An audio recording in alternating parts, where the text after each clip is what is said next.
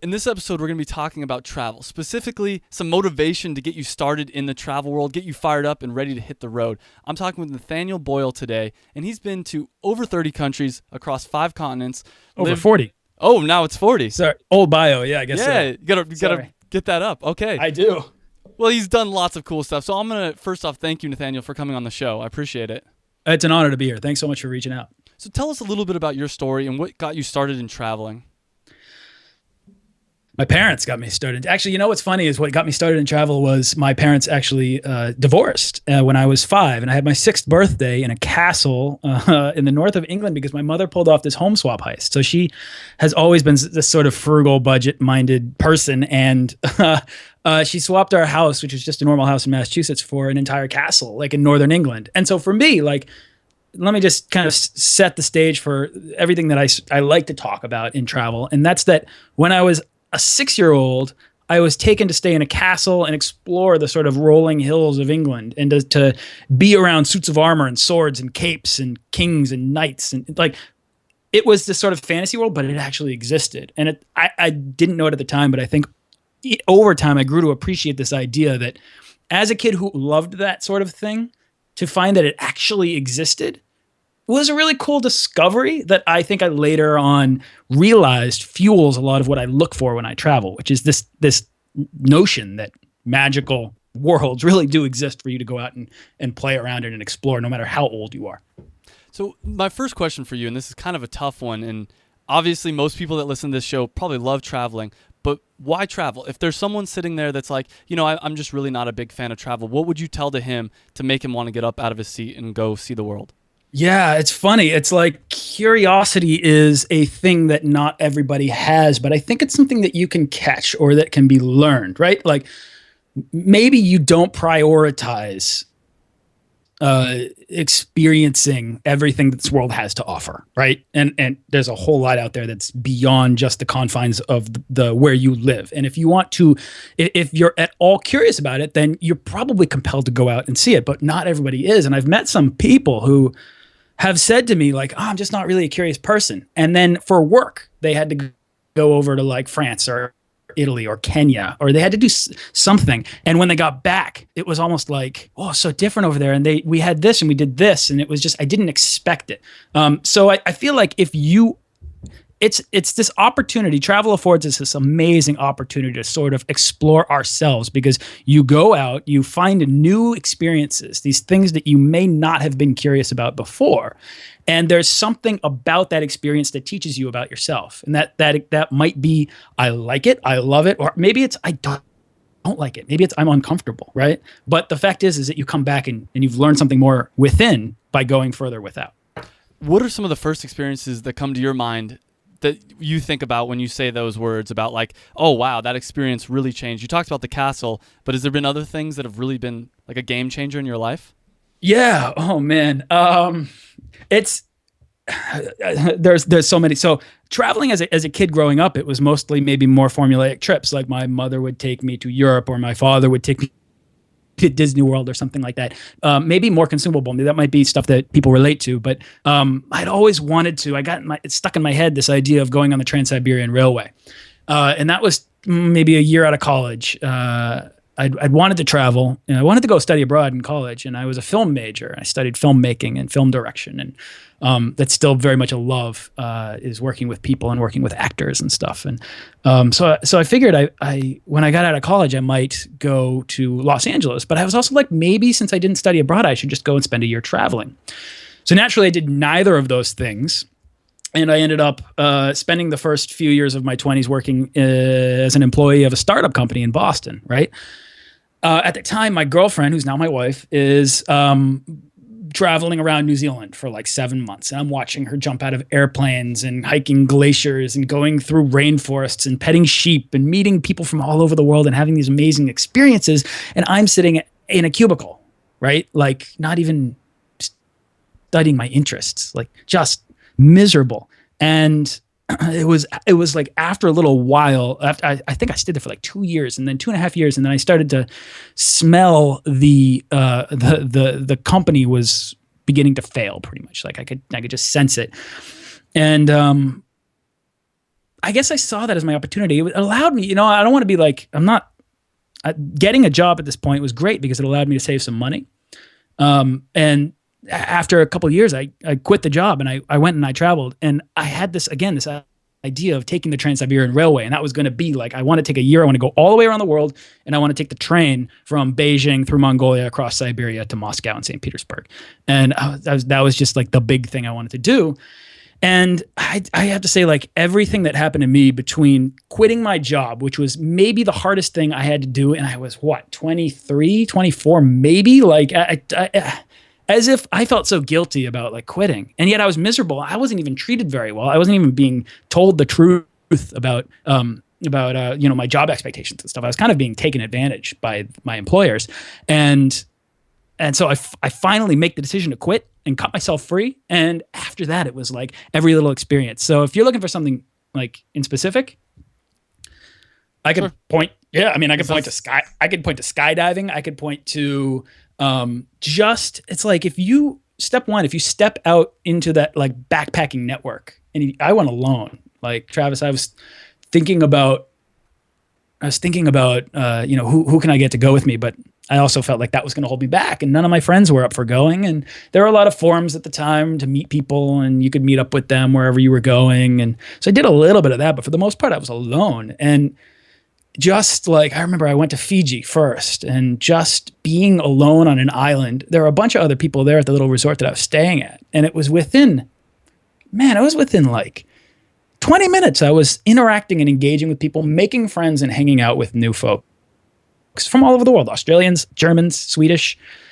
And that was just so sort of, I don't know. It really like shook me from being maybe more of like a shy, conservative person into this much more social creature that I think over the next year spent on the road, I would become, and I would practice, and I became more open to meeting new people over and over again because the experience continued to prove to be like not only fun, but valuable. So it sounds like you have a very similar story to mine. I did the same thing. I had a job, good job, quit it, and then ended up going and traveling solo as well.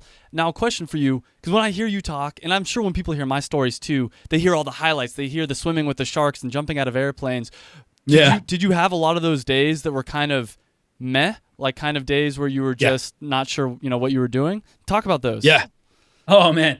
So I've always thought that homesickness feels like hunger. And it's something about this emptiness, I think, that I feel inside that I can only feed with distraction. Does that make sense? Like, I guess what I'm saying is there were so many days where I would just sort of wake up and it would just be me. And I would think, well, how am I going to spend my day? And I would be faced with 1,000 choices. And you can't do all the amazing things all the time because they cost money, or you want to do it with other people. And so you're just alone.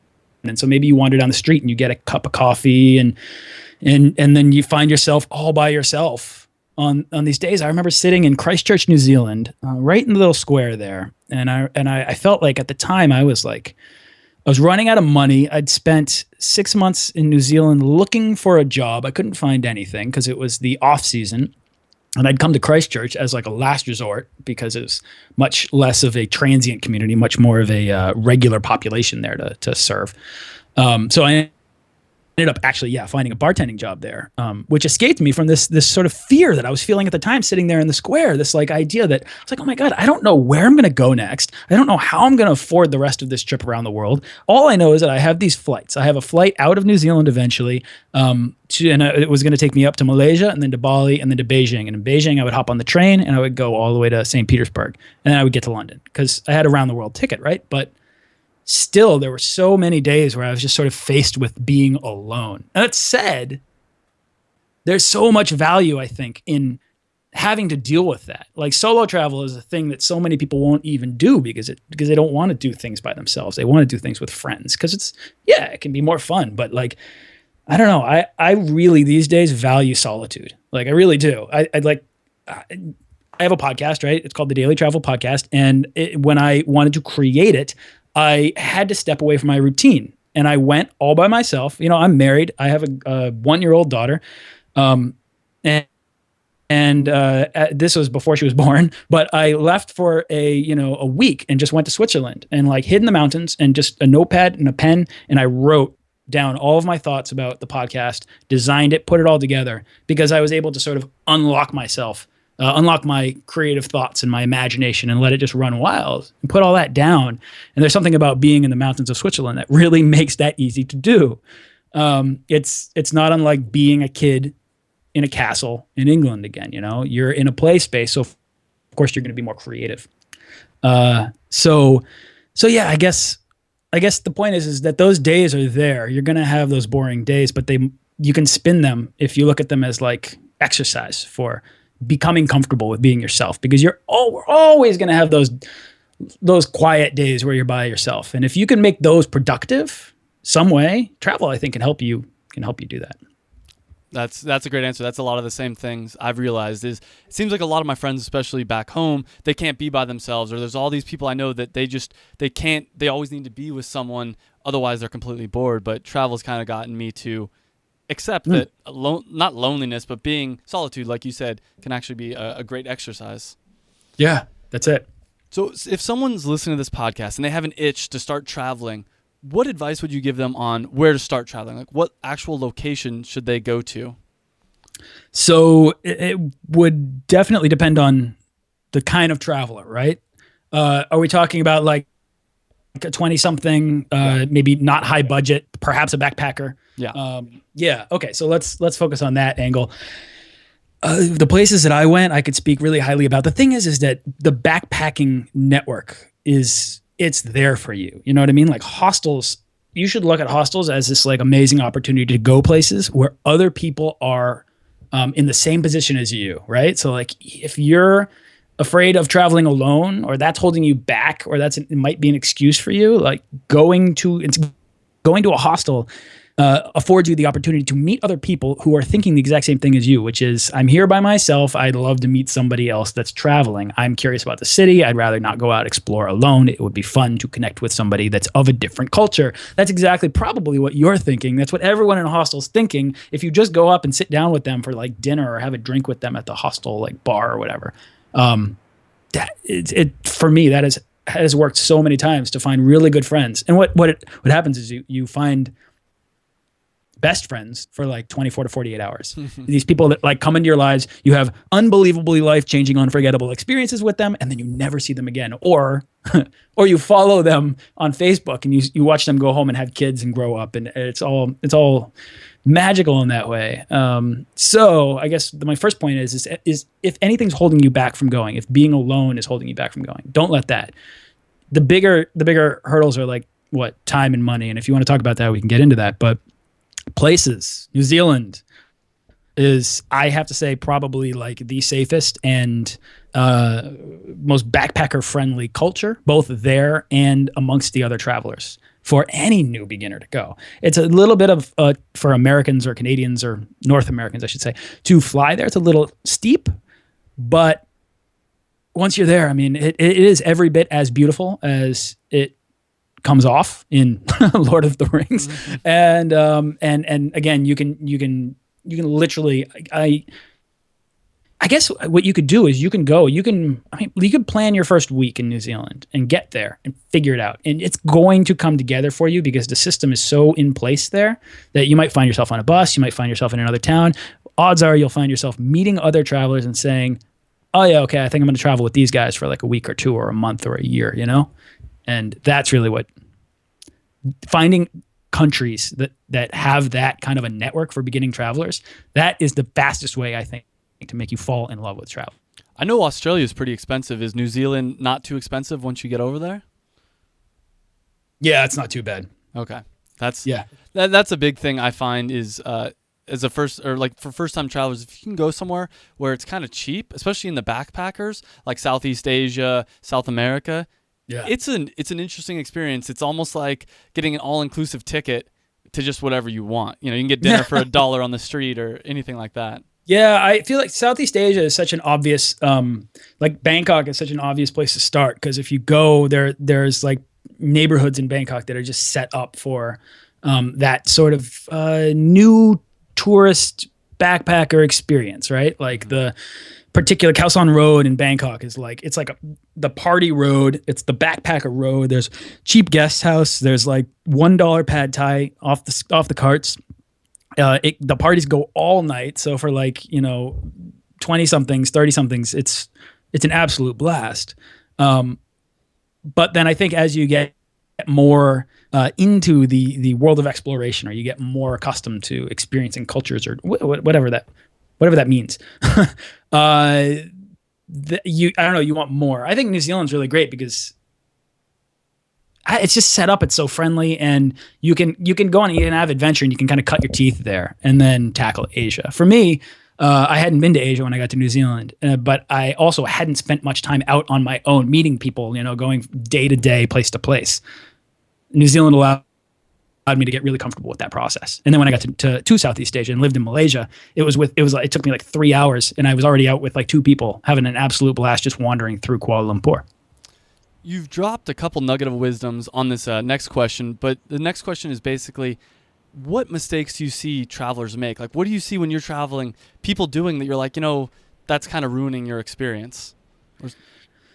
Overplanning is the first thing, right? And we can get into this more later, but I think it's like I think the funny thing about travel is that people plan their trips, right? And they get really excited doing that. It's like, okay, I want to go here, and I'm really excited. I'm going to go for 1 or 2 weeks. And then in the days leading up to departure, people get really nervous, so they get really anxious. Like, oh my God, this better go right, because I've invested thousands of dollars, or this is the 1 week of vacation time that I get, or whatever, And so there's this sort of tendency to overplan. And so you fill every hour of your day with this thing. Or maybe you've always wanted to go to the pyramids, and it's this like massive deal to you to finally go and see them. And then you get there, and it's extremely touristy. And there's like tourist stands set up right across from the coolest pyramids that, you can't not ignore. And you can't get a good photograph because there's people in front of you at all times. I mean, I have not seen the Mona Lisa without a bald head in front of me. I have not gone up the Eiffel Tower and not been in an elevator full of 15 other people that are all expecting the same experience. So there are just certain things that, once you set an expectation, it's really hard to meet that dream that you want to have. So I guess the point is plan less. Allow yourself the ability to just kind of explore. Hit the things that you want to see, but don't over plan, because setting the expectation sets you up for disappointment, really. So I guess that's one of the things, and we can talk about how to get lost later if you want, because I think that's sort of the secret. And then I think the other thing would be not opening themselves up enough to new experience. Because the thing is that travel it's a journey, and a journey is a story, right? Like, this is the thing, is that travel affords us the opportunity to go out and build for ourselves our own personal legend of sorts. These stories that happen to us out on the road that we can take home and share with the people who follow us in time. And travel gives us this opportunity to sort of depart from the routine mundane and step into this larger, extraordinary world to find all these new experiences. And if you're closing yourself off and you're not getting off the tourist trail, or you're only doing organized events, then you're never going to, I guess you can still have an amazing experience, and you can still find these stories. But the further you go into the adventure, the better the story is going to be when you get back home. And having the right mindset allows you to not only embrace the art of getting lost, but also grow from it, if that makes sense.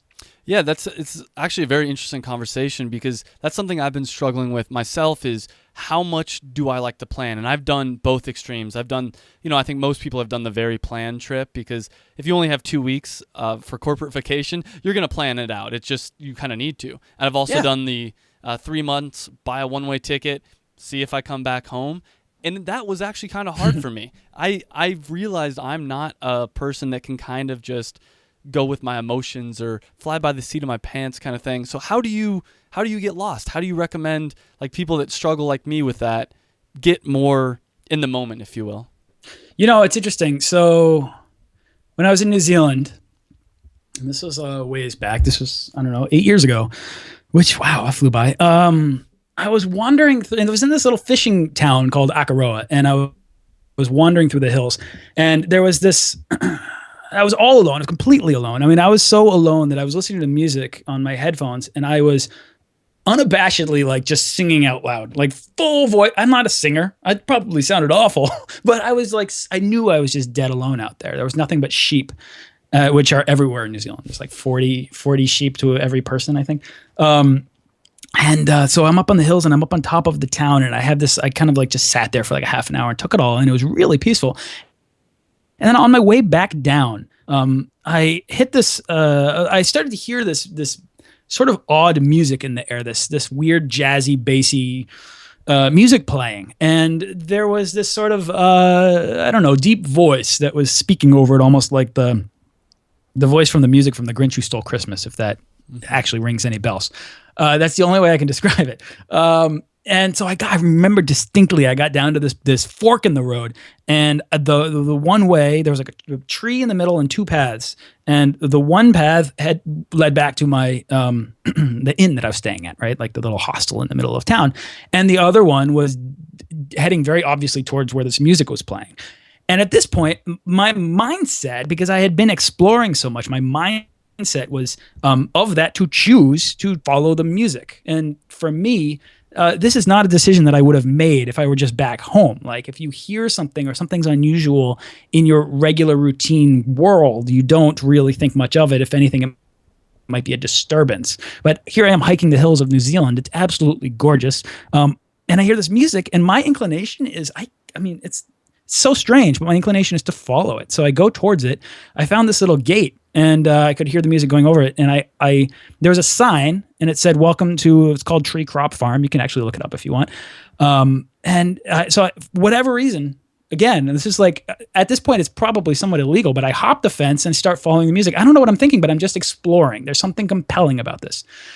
I get to this farmhouse. I walk across this field. I get to this farmhouse, and the music is blasting from inside the farmhouse. And I walk up. The back door is wide open, and I walk right up to the back door, and I kind of like look in, and there's like saddles and tapestries and melting candles, and on the walls there are all these limericks like written in white chalk on dark brown wood. And then in the there was a little creepy at that point. And then in the far corner, there's like a table, and on the table there are all these bills. And at that point, I was like, okay, I think I've intruded, right? Like maybe I should just go. And right as I was like stepping out, this woman like poked her head around, and she was like, "The chicks have hatched. Come with me." And I still can remember her saying that. And I was like, what? And then she disappeared, and I just stood there like, what was that? She was like this kind of older woman with bleach blonde stringy hair, and I just froze. And then like a moment later, she poked her head back around. She was like, "Are you coming?" And I was like, "Okay." And the music's still blasting, so I follow her through her house. The entire thing is covered in like limericks, again in white chalk, like the ceilings, the walls, the whole thing. It was like a madhouse music. I get outside, and there's like a mother hen and all these chicks, and it's this really like amazing moment in the sunlight, and she's just standing there smiling at me like, "How cute is this?" And I'm like, "That's really cute." Anyways, the story gets weirder, and I can tell the rest of it if you want. Yes, please. Okay, all right. Let me cut to the chase right now, because this is the point of it. Is that I never would have had this experience if I hadn't followed the music. I never would have followed the music if I hadn't been traveling extensively before that. To have the sort of gall to think that this would be okay to trespass on this woman's property. As it turns out, it was an inn, so I wasn't too far off really wandering into it. She ended up inviting me in, offering me a drink, taking me out to this porch that was covered in old antiques and dust and cobwebs. And there was some guy with a beard sitting there reading the paper, and his wife had left him and stolen his yacht. And there was a horse tied up in a purple jacket and a peacock tied to the deck. And I was like, "Why is there a peacock here?" And she's like, "I found it in the woods." I was like, "Do peacocks just like roam the hills of New Zealand?" She's like, "No." I was like, "How did you catch it?" She's like, "I threw my jacket over it." I was like, at this point, I'm like, what is happening? Who am I? Where am I? What have I stepped into? It's this wonderland of weirdness. But again, it's like, it was so foreign, but I embraced it, and I didn't hesitate to sort of just get to know people and interact. And I felt safe because I was taking measured steps every step of the way. Anyway, she was really kind, invited me back for dinner. I had dinner. This was like pretty cold at night. So we hung tapestries on the walls. It was me, her, and her son, who was about my age. We lit this blazing fire, and she cooked me this like New Zealand dinner of lamb and watercress that she picked from her garden. And it was just like unforgettable experience. I think some of my favorite experiences have been the times in which I've been taken in by people and like fed or just taken care of. There's something really kind about being someone taking them, like bringing a stranger into their home and taking care of them. It's an amazing experience to have. And I think that our best stories come from the people we meet and the ways in which we help each other find our way. And this is definitely one of those times. She helped me sort of find my way towards always, rather than just taking that path beaten, like following the music. So this next question is the last travel question I want to ask you. And I think this whole podcast has kind of led up to this. And you have a lot of great stories. What recommendations do you have for people to create their own great stories? I mean, it sounds like follow the music, but there's more there. Like what's your key to success? You know, that's kind of the question my key to success is, it's like travel really allows you the ability to dissociate the concept of home, being at home, right, with a place. It allows you to sort of explore yourself so much that you can find yourself at home no matter where you are. So I think the key to success is to understanding the story that you are living, that you're writing for yourself. And travel affords you the ability to sort of have all these amazing adventures, right? These are your trials that you're on when you've stepped into an extraordinary world. You've departed from the mundane. You're off on this quest. And there's some sort of, challenge that lays ahead. And that the fact is you're going to, it's a simple story, Travis, right? Like you go to another country and you come back a better person, right? Like anybody that's traveled knows that this is true. It's very simple. So you giving yourself the opportunity to literally live out a story and practice becoming comfortable with doing so.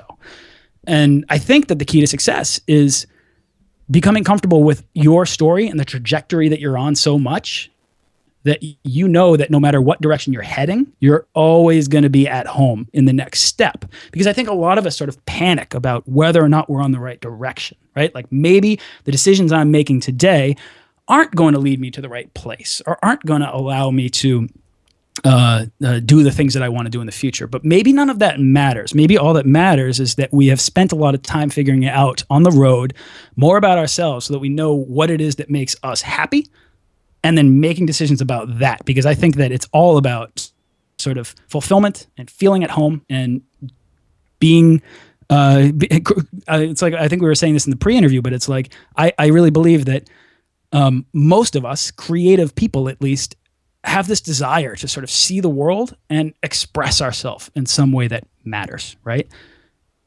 Travel is an amazing way to sort of exercise your imagination and learn about yourself at the same time. And I think that those two things can feed each other and make you feel really excited about what's going to happen tomorrow. Now, one more question, and it's more of a general question, but what general advice would you have for people in their 20s? Like any big pieces of advice? Yeah.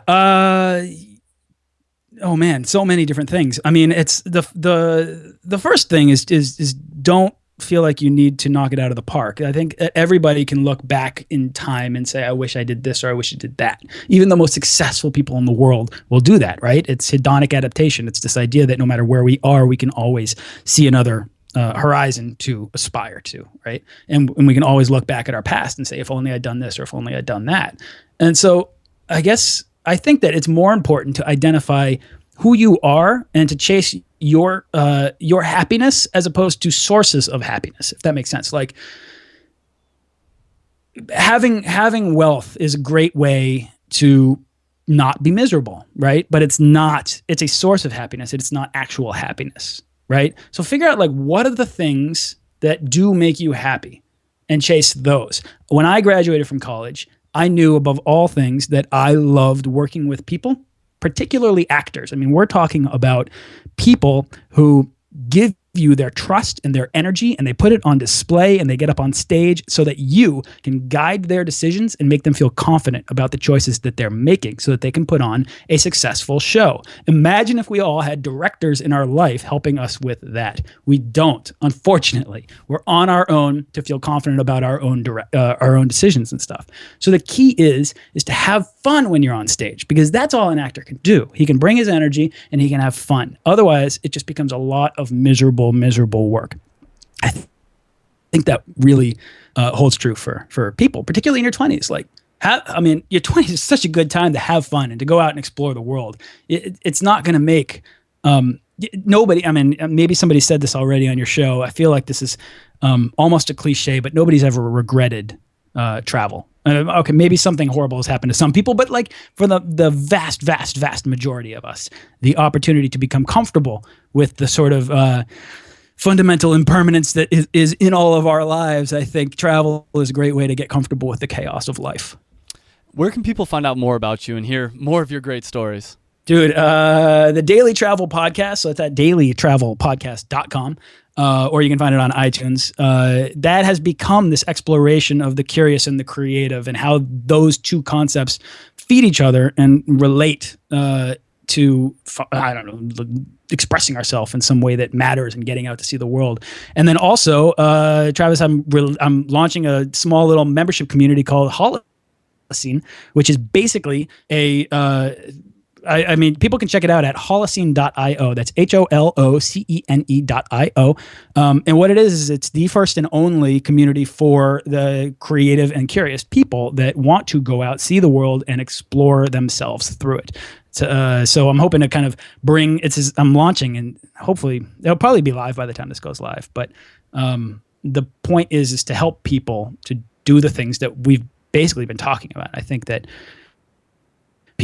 Joseph Campbell said something to the like of, I don't think that people are looking so much for the meaning of life, but to find the experience of being more alive. And that's what I'm hoping that we can all kind of do together. Awesome. Thank you so much for being on the show. I really appreciate it. Dude, Travis, really appreciate it. This has been a lot of fun, as you can tell. Hey guys, I hope you enjoyed that video. And if you did, make sure you hit the big red subscribe button down below. You can also check me out on Facebook and on Twitter. And I release a new video every Monday, and by hitting that subscribe button, you'll get those new videos every Monday. And this is really a podcast. It's also a website. You can check out the website. It's howtodoyour20s.com. I'll put a link right over here as well. And what it's all about is trying to improve your life. And we specifically focus on things that people in their 20s are interested in. So make sure you like the video if you liked it, subscribe, like us on Facebook and Twitter, whatever. But I hope you enjoyed the video, and I hope to see you again on another video.